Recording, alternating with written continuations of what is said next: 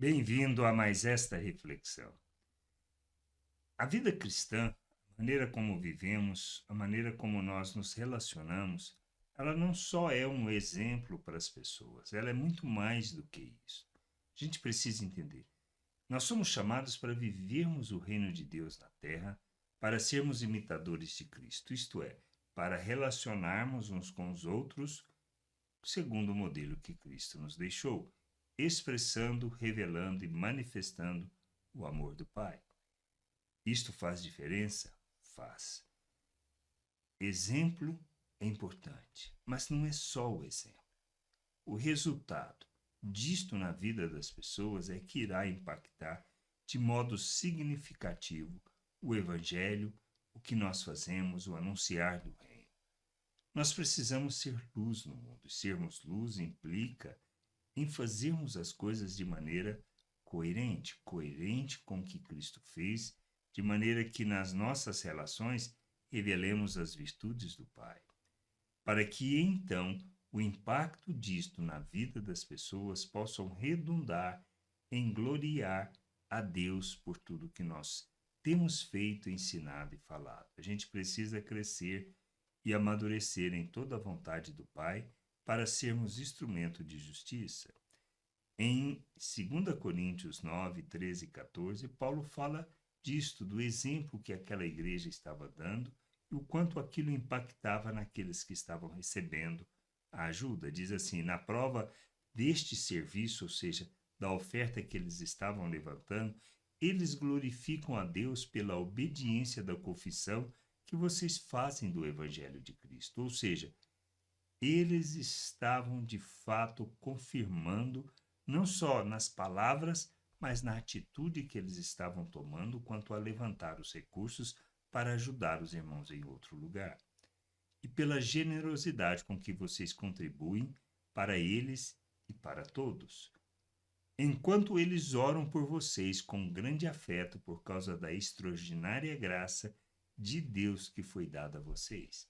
Ou seja, eles viam Deus através daquelas vidas.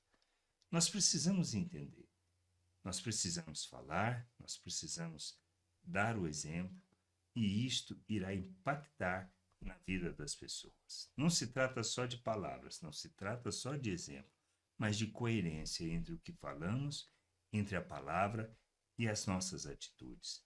Se não entendermos isso, o Evangelho não tem impacto na vida das pessoas. Não irá resultar o afeto, não irá resultar no cuidado que o outro deve ter e precisa ter conosco, como um processo recíproco, da mesma maneira que nós cuidamos, ajudamos, suportamos, nós revelamos o amor de Deus em favor daquela vida, ele também irá aprender a fazer o mesmo. E é esta a coerência do Evangelho.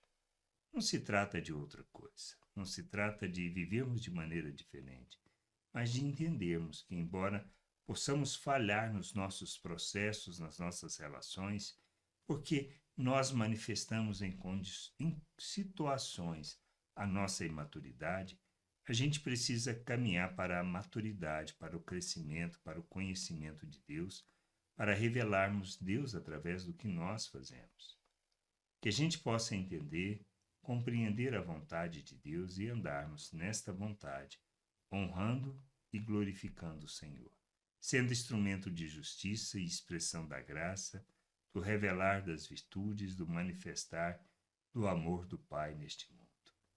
Se não entendermos isso, se não compreendermos nas nossas falhas, os nossos erros e o que precisamos aprender a agir como Cristo, nós não impactaremos a vida do outro. Estamos discutindo na carta um aspecto, a ajuda financeira que eles davam, que nas dificuldades que tinham, eles levantavam os recursos para que pudessem repartir com aqueles que estavam precisando mais. Isto é o amor de Deus. Revelar o amor de Deus é agirmos em favor do outro, suprindo a sua necessidade. Crescer nisso, entender estas coisas, a gente vê que não se trata só de um exemplo, mas de uma coerência entre o exemplo que damos, a palavra e o impacto na vida do outro, porque é feito com autoridade, é feito com sinceridade e expressão do amor de Deus, não com hipocrisia religiosa. Que a gente possa entender isso e agirmos em favor da família, em favor do reino, em favor daqueles que ainda não conhecem o Pai, para que possam ter a oportunidade de ver o Pai através das nossas vidas e assim glorificar o seu nome. Graça e paz sobre a tua vida. Amém.